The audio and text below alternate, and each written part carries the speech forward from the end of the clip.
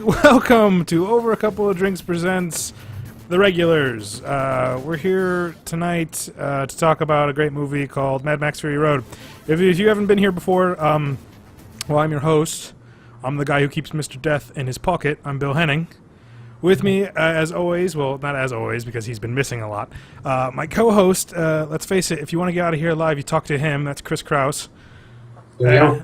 And contrary to popular belief, Master Blaster does not run Bartertown. Jessica Riley does. She's one of our special guests.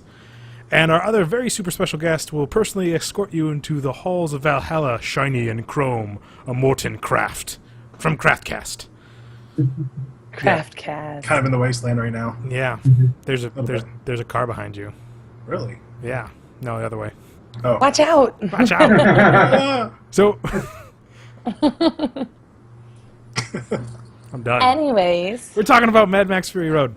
Yes. Actually, Kraus, you sound great now.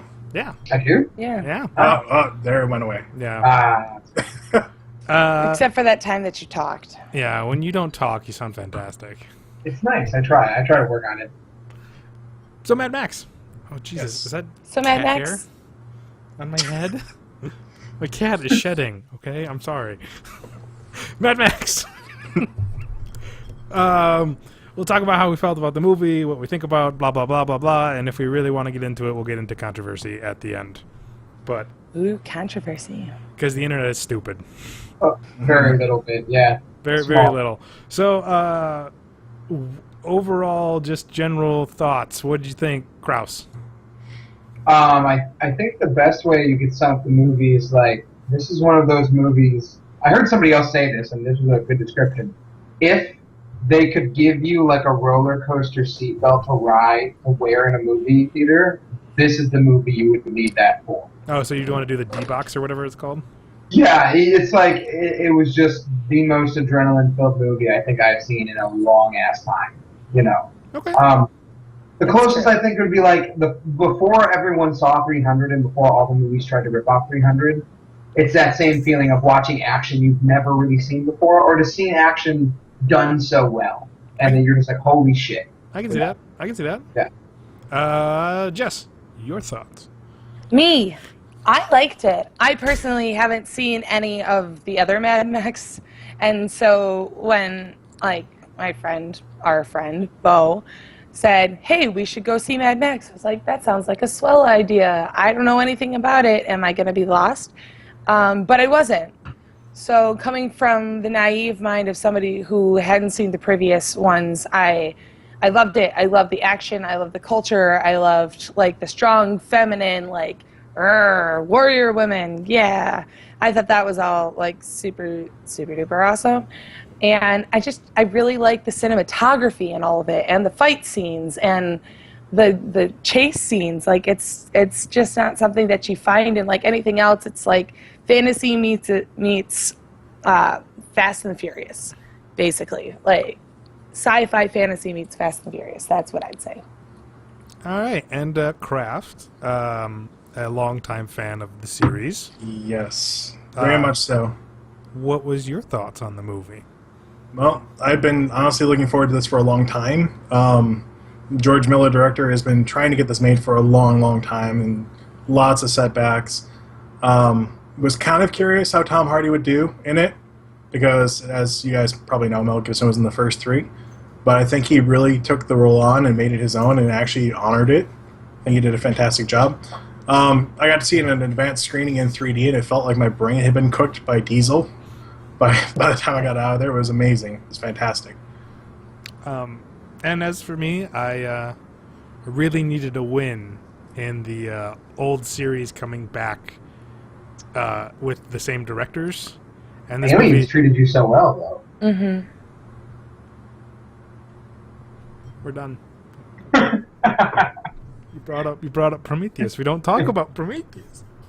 I just thought you loved that movie, though. No. That was your favorite of the Alien series. Yeah. Wasn't that the best Alien movie? Isn't that? You saw that how many times, Bill? One. In And theaters? I wanted to kill myself too.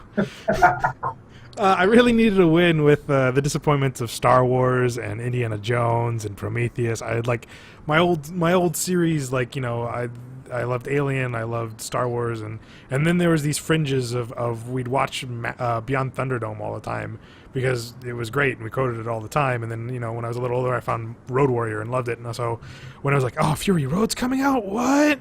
And then I remember years ago the picture of Tom Hardy from The Wasteland Kisses or whatever, Max, and I'm like, oh, I'm so excited for it. And then it came out and yay. It was so good. It was so good. And jumping into it a little bit, we'll hit high points and what we thought about the movie. But interesting fun facts was that this movie was shot in chronological order. Mm-hmm. Yeah, very unusual. Very unusual. That is very unusual. And most of the effects were realsies. Mm-hmm. Mm-hmm. So you can go online and find the green screens of what they did was just to make things look a little bit more epic at scale, more people running around in the background, or here's the explosions that we filmed otherwheres, so we could place it in front of here so nobody dies.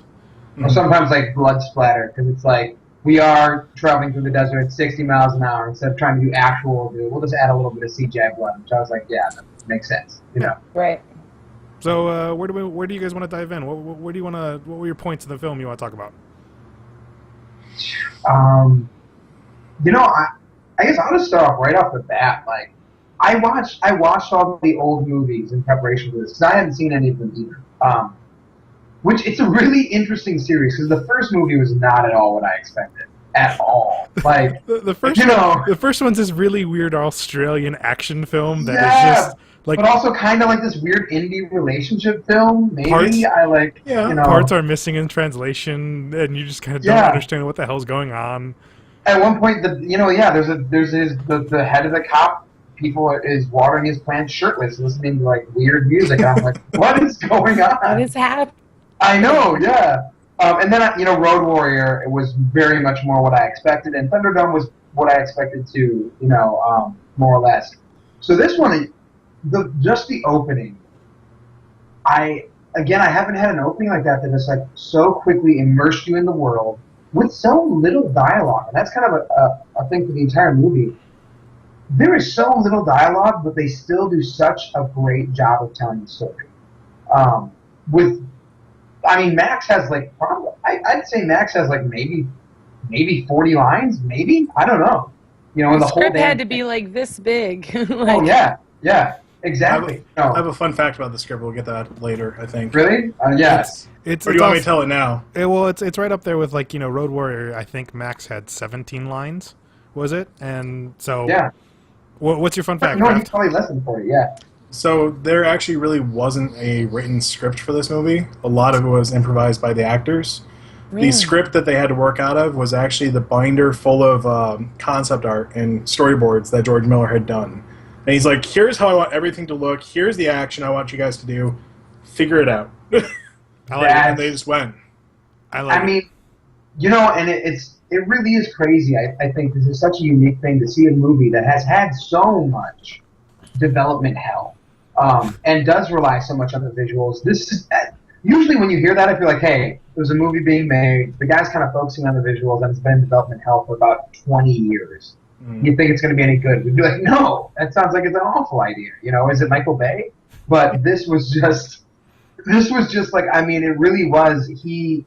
This is film showing when you really can use it as a visual medium. I know a lot of us were all in theater. And theater is more about the words. This is when it's showing it doesn't have to be about the words. And in fact, they told a great story with very minimal dialogue. And that was amazing. So let's take it to Kraft. What'd you think? Opening things. Because we're skipping. We're crazy. Some would say we're mad. Definitely.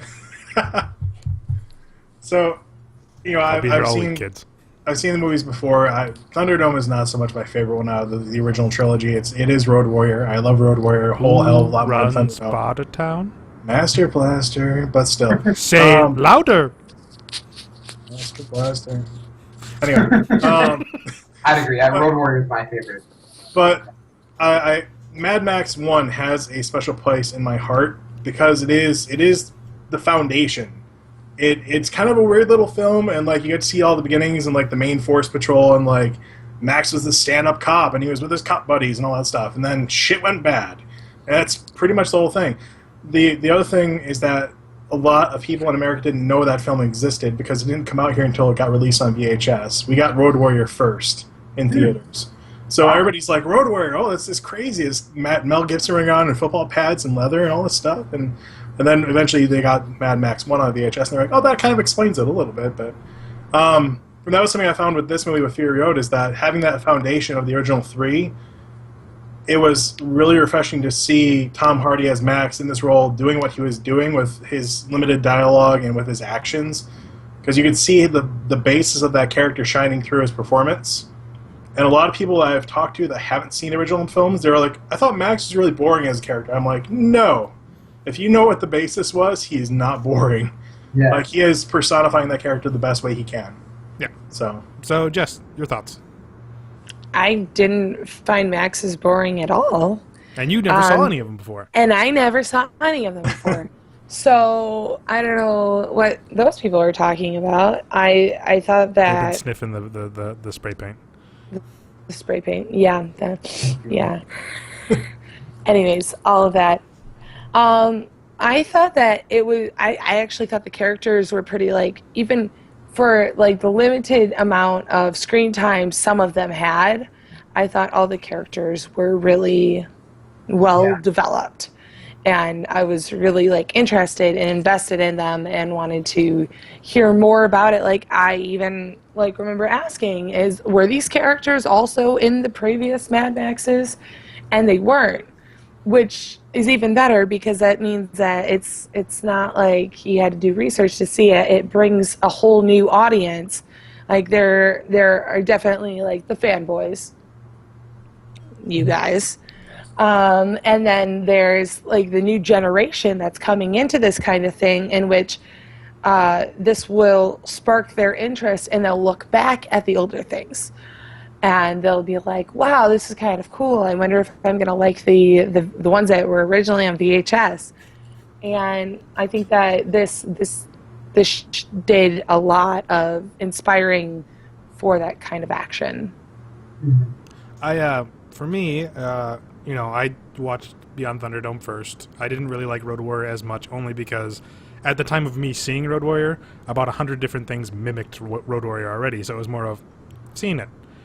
But, that's my personal preference. What I really enjoyed about Fury Road was how real all the characters felt in specific situations. Now, I went in after all the hype and all the internet explosion about stuff, and I was, someone goes, well, how did you think about it? I was like, oh, I was a little disappointed. I went in to go see this giant feminist action film, and a Mad Max film broke out. I don't know what happened, But what I really, really enjoyed is that no one is painted really evil. Even like our most evilest guy, Immortan Joe, you can piece together and kind of go, oh, I get why he's doing this. And like all the situations that everybody's dealing with and all the roles everybody's playing makes perfect sense for characters or real people even, and like how honestly they react. Of course the supermodels are going to be Joe's rape wives, and like older wives have then turned into milking machines for the babies, and all the young strong lads will become his army, and anybody else is a waste of space, but he still waters them and still feeds them and still tries to give them things. And it's kind of neat to see all of these things fit so fast, like Kraus was saying, like you're bing bang boom bang boom, but you didn't need much more else because everybody was acting realistically, and in a situation people act that way, and I really liked that. And in many funny ways, it's Fury Road is basically a remake of Road Warrior in a lot of ways, and it's great because until somebody puts a gun against my head, in my mind, this fits into the trilogy of the old ones. That this is a continuation either between Road Warrior and Beyond Thunderdome, because there's 15 years there, or after even. Yeah. So. Until somebody says differently, and I know the director's saying it's different, I'm going, nope, you're an idiot, shut up. He's saying it's different. That it's like it's a new like reboot, but you know what? I don't really care. To me, this still fits in because there's so much you can do with this character, and this shows more of it, and I really liked it. But to me, I went in after all the hype, and everyone's like, Charlize Theron was fantastic, and she was fantastic. But the person who stole the show for me was Knox. the guy who played Beast from X-Men. He Yeah. completely stole the whole show for me because the War Boys was the most unique fucking thing I've ever seen. Their religious look, their attitude, and especially because this is a little nerd tidbit because all of them are Australian films. I really liked that. I didn't know what they were saying when they said "witness me" at first. So when they say "witness me," it sounded like "win this day," and I was like, "Okay, Australian accent, hard to understand." And then later it's "witness me." I'm like, "Damn it, okay, I'm good." Totally caught on to that. Because like when I was younger, watching Thunderdome or Road Warrior, I was like, I don't know what the fuck they're saying because they're saying it so fast. It's like no one's faster than the snake, huh? Need a little ka-chunk. You're just like, what? What did you just say? So I again, that was a nice little touch for me to say, well, what the fuck did he say? Did he say "win this day"? No, witness me. Gotcha. And just the idea of like the shiny chrome and go, take it, Kraft. Take it away. I was gonna say like.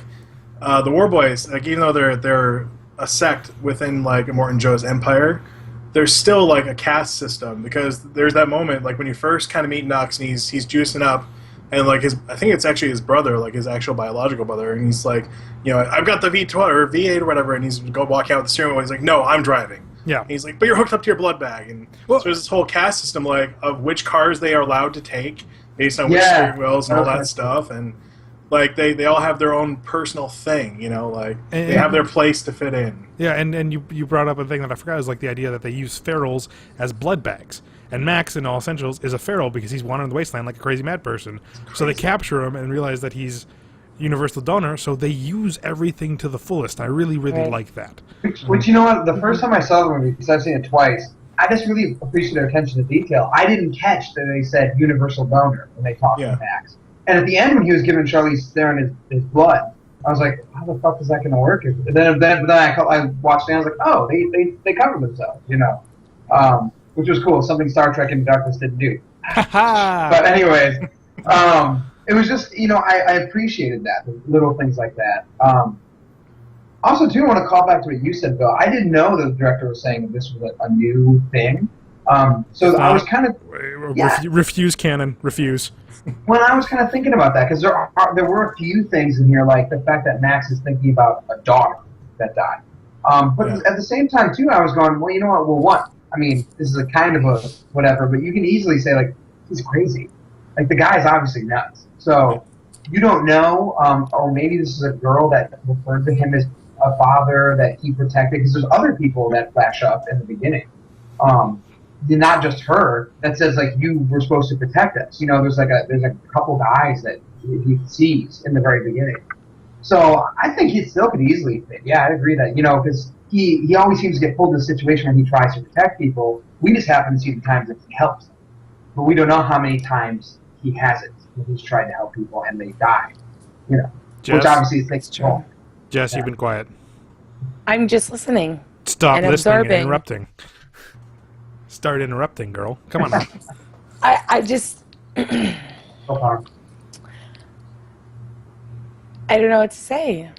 Like, it's very interesting to me to hear about people, like, hear the perspective of people who have been so passionate about this series and what they're rolling with and how it differs to mine, because like very much mine is like the way that I look at it is like, that was really cool. I want to see more of those. I want them to continue to continue to do these. And I love the War Boys. Like the War Boys are like my favorite part of the whole thing. And again, like with what you said, Bill, the whole like witness me thing, I didn't understand. I had no idea what they were saying at first and like or what they were doing. And I'm like, well, that's weird. Why are they breathing in spray paint? And then, I thought it was an adrenaline shot at first or something. The one that had an arrow through his head, and I was like, how the fuck do you get up? And so I just think that, like, the whole, like, they cultured such a good society there. And you were able to follow that, yes, they were brothers. Yes, he was a universal donor. Yes, like, all of these things are happening. And, like, traditionally... he wouldn't have, like, taken his blood bag with him, but he's, like, revolutionary. He's like, I'm not going to let this stop me. And goes ahead and takes a blood bag with him, and that's like such a key point to the plot line, and like because like if it didn't happen, then Max wouldn't have been on Fury Road, so it's all whatever. But I really liked how like we talked about, the supermodels were kind of like his fun bags, and how like the older women were like the milk bags, and I just thought that like they did such a good job at making them like without really any character development. They had a wide variety of women playing these different roles. Yeah. And they didn't seem the same. You all knew exactly who they were. Yeah. Right. And it wasn't to the point where you get them confused with each other, and they all had like very distinct character traits that you could follow, and that's why you're like, oh well, the pregnant one, this is her name, or like, and so you could follow that and follow their storyline. And I thought that attention to detail is really what drew me in with the whole thing. Like, you can get really caught up in the flashing lights and the car chases and the fights and I really loved the guitar guy. Oh God, he was the best. That was warrior. How Yes. cool that guitar guy is, and he was my spurting favorite. on fire, and it's like, Yeah, what? like it was really cool, and just like the Imagineering behind that whole concept of like, it'd be really cool. We're gonna stick this guy who plays like the like rock anthem the entire time, and it's just totally attached to these like big old tanks. Like the detail that was brought into this movie, it's just fascinating. Like that's stuff that you would see like you'd see in like Game of Thrones, Lord of the Rings, Harry Potter, but you don't normally see that in action films. Yeah. Like in their purest form. This is one of the most creative world building I've ever seen. He's crazy. George Miller. That's his name, right? Yeah. The guy's a little crazy, but I kind of want to be in his head for like a day, just to see because who thinks of this shit? Like, who's going to be like, Somebody told me that once. Instead of being John Malkovich, it's like being George Miller. Yeah, I just want to know what he sees, because the fact that he comes up with this, like, who thinks of this world? Like, I walk away, I get with Tarantino sometimes. I was just rewatching Kill Bill, and I walk away from that movie going like, who the fuck thinks of this shit? And that's what I got with this. I'm like, how do you come up with this world? Freaking like, respirator Darth Vader / Jabba the Hutt character that drives a freaking, He's Darth Vader of the Wasteland. He's Darth Vader of the Wasteland, and I absolutely love that, because when you see him like breathe up, I'm like, that's awesome. Yeah. Like a combination of Darth Vader and Jabba. And everything, like, so going along with that, Bill, like the whole Darth Vader of the Wasteland, he has the respirator and all that stuff. What I really love about this is the practicality of it all. Like, we were talking about the war drum vehicle where it has the drums, the guitar guy. Fully drivable, fully functional, all of the amps worked. The guitar weighed 130 pounds. That's why they had to have it on bungee cords, because you couldn't hold it upright because it was 130 pounds. How much do you think those guys practice on the drums? I'm sorry, what? I said, how much do you think those guys practice on the drums? You think one of them's like, dude, you're off. You're off. Come on. Yeah. I'm sorry, guy. I'm on the bumpy road. and the thing, too, like, based on this, like, everything, like, most of the vehicles were functional. They had 3 war rigs they made up. Everything in this universe, nothing is superfluous. Everything has a piece and like a design and a purpose. So like his respirator, like he needs that to breathe. Like it's very clearly designed for that. His armor, he's got the like rotting skin on him, so he has to protect his chest and back, all that stuff.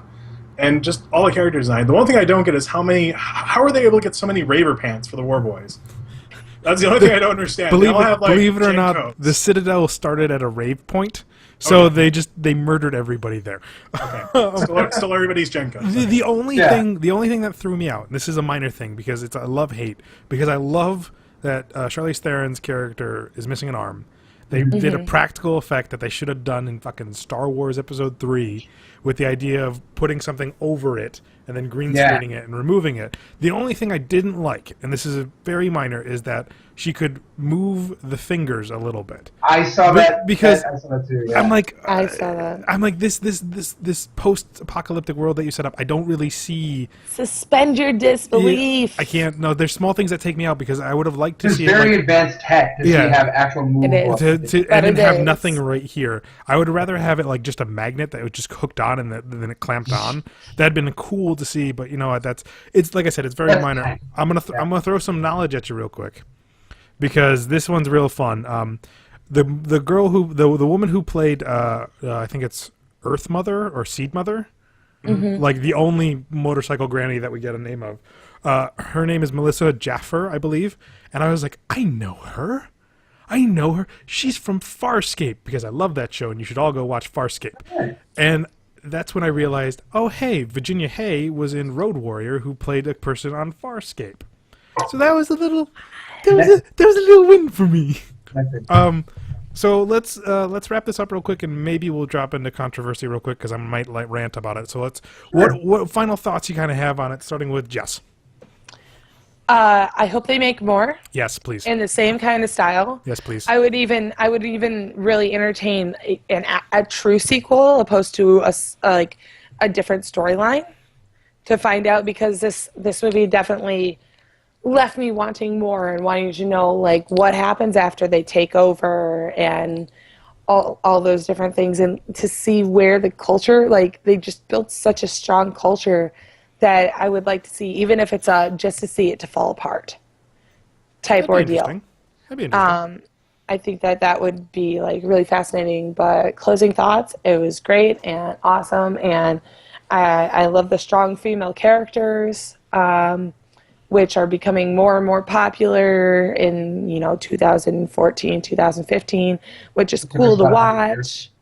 Right? Yeah, it's like I'm just fascinated by it, because that's it. Just so many little detailed things that are just like the coolest. I can't wait for it to come out on DVD.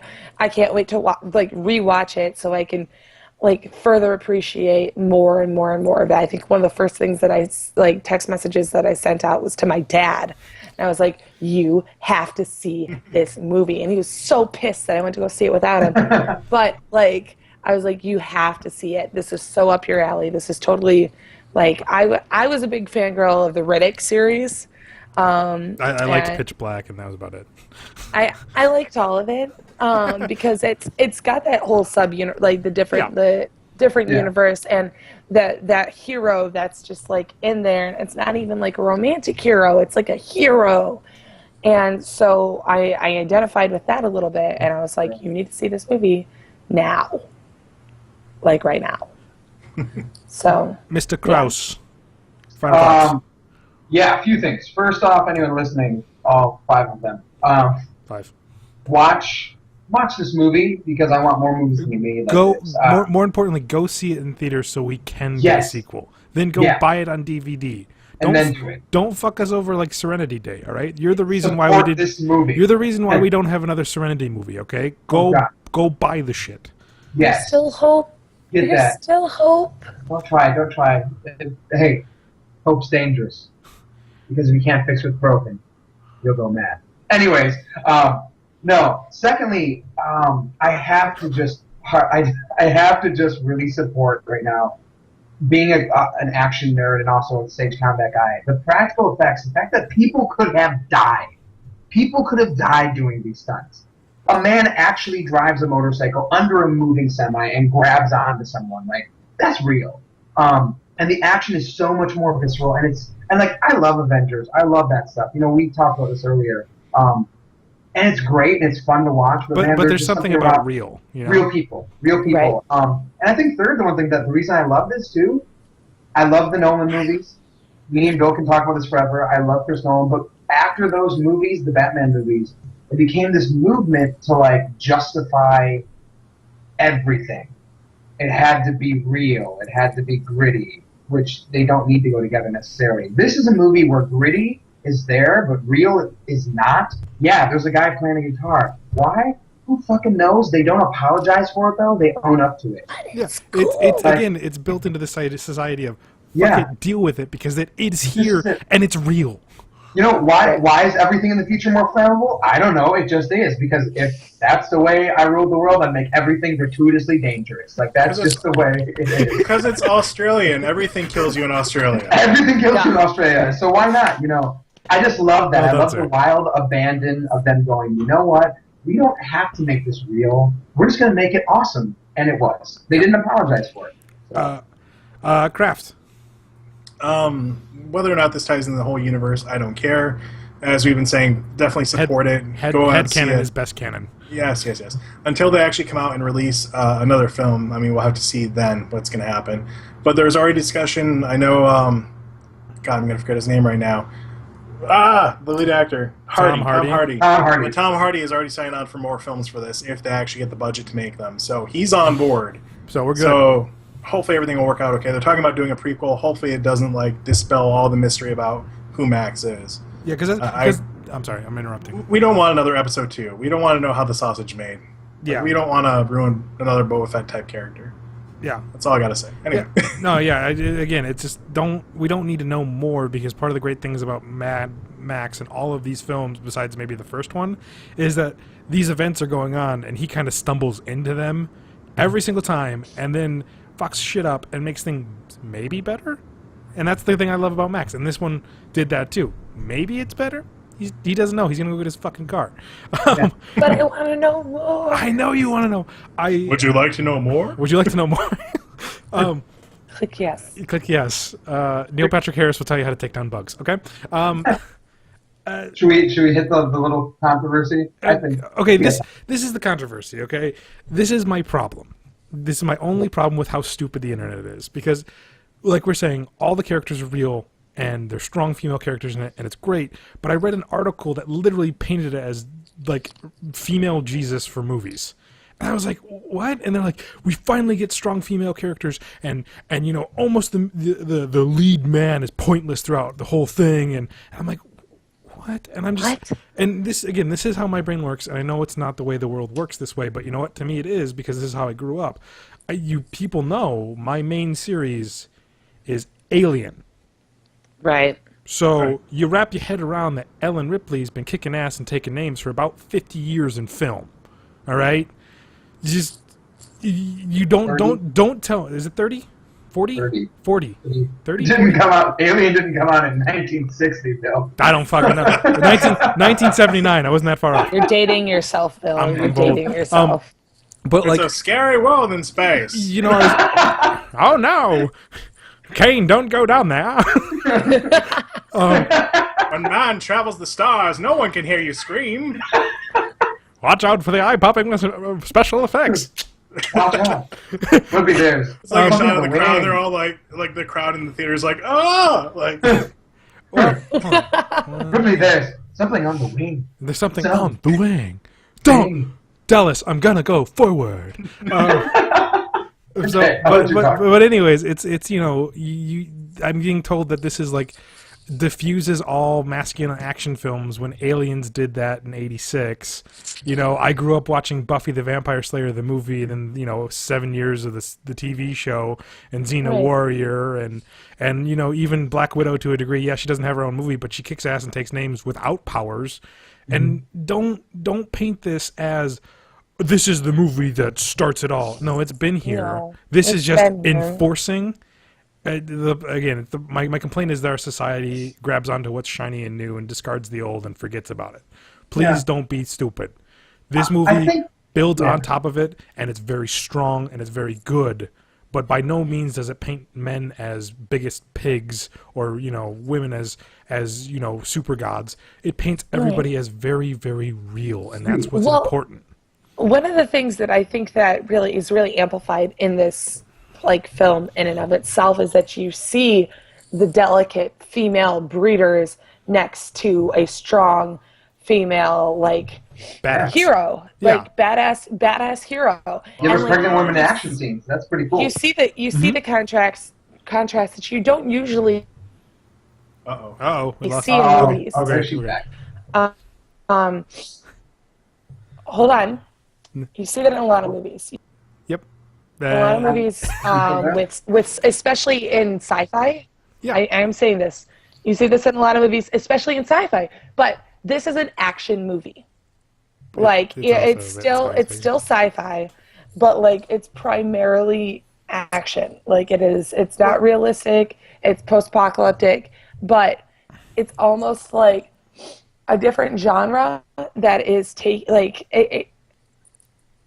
my big thing is I really like that it showed the two different types of women archetypes right next to each other. Exactly. Yeah, no, I'm not discrediting that. I'm just saying I really like how everybody was acting realistically in the situation. Yeah. And that absolutely. When I watched it, I was literally waiting for the women are always better moment, and it never happened because everybody was real, and it's how the fucking world should work. Yes. Yeah, I agree. Well, and I think the thing to remember, too, is the reason this stuff started was actually because you had the men's rights activists who are idiots. They're idiots. They're idiots. Go off and be telling people they shouldn't watch this movie because it has women being real people. Because they're awful. I mean, you read some of those comments and it's very bad. It's really bad. And I agree that, like that's the same thing. I see a lot of those people. Now, I will say I do think it is a feminist. It's definitely, I would say it's a feminist action movie. But not because so many people associate feminism with this bad word. Like, not radical feminism, just, again, showing women can be real people. And also, this is one of the few movies that meets the Bechdel test, I think is what it's called. Yes. Yeah. Where you, talk to each other about something other than a man, yes. As a man, because they're real people in it. And yeah, while there have been movies like that, it unfortunately, the more you look at it, Alien and Buffy and things like that are more of a rarity in pop culture. It's a rarity, but all of them are so good. I mean, you have Alien, 1, 2, 3, 4, Buffy, the movie, Buffy the 7 Seasons, Xena, however many fucking seasons that was on, Sarah Connor from Terminator.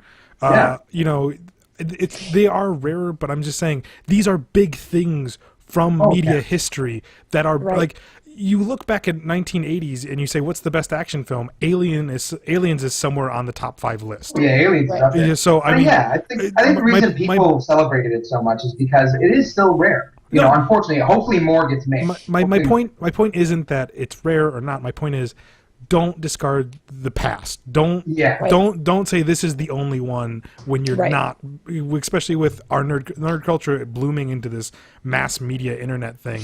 So much stuff is out there where you could literally scroll past any Facebook page and see some funny meme about Xena saying, "Oh, that's cute," or something like that. Where there's things like that, and it's not. Right. Don't discard it. Praise this movie for what it is, but don't discard the past. Is all I'm saying. Make more films like this where everybody's real. I think we're going to wrap it up here because we're going on too long unless Kraft wants to say something. I do want to say one thing here. I don't think it's necessarily like whether it's a manly man's action flick or a feminist woman's action flick or anything like that.